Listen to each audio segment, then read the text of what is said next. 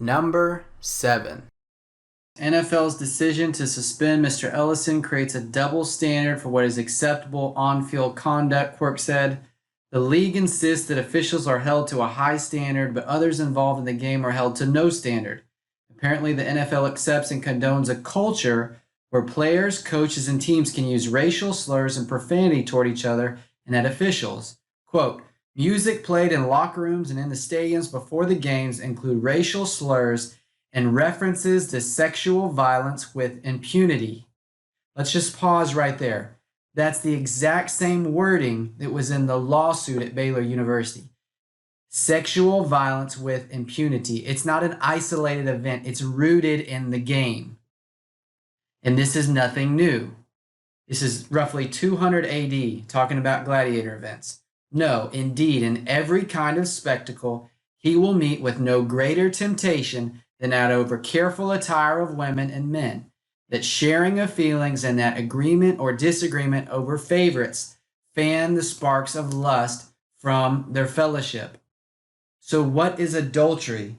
What does that mean? What does the Bible say about that? In Matthew 5:27 through 31, Jesus defines it. He says, "You have heard it said, you shall not commit adultery. But I tell you that anyone who looks at a woman lustfully has already committed adultery with her in his heart. If your right eye causes you to stumble, gouge it out and throw it away. It is better for you to lose one part of your body than for your whole body to be thrown in hell. And if your right hand causes you to stumble, cut it off and throw it away. It is better for you to lose one part of your body than for your whole body to go into hell." So you mean you can't just look at the cheerleaders?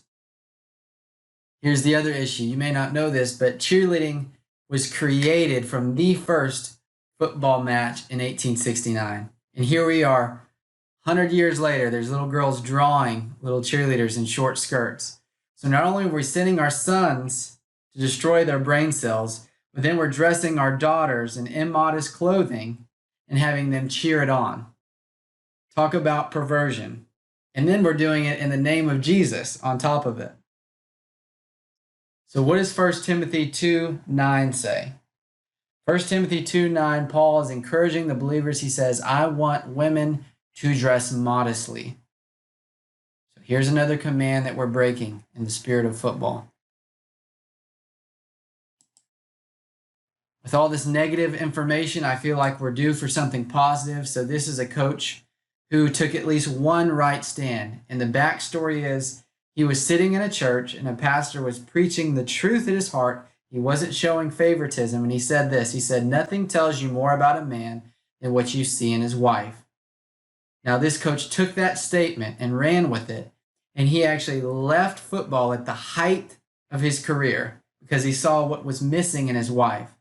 I'm going to read this bottom stuff. It says, "McCartney knows that coming from a football coach, this sounds like oddball stuff. His apparent sincerity is winning."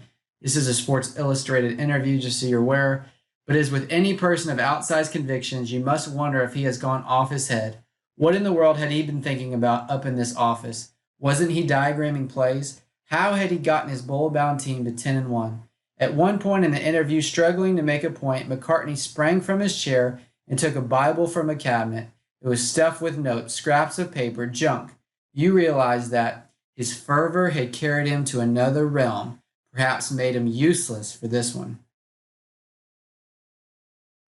My one prayer for Bill McCartney is that he doesn't hold on to the old glory, right?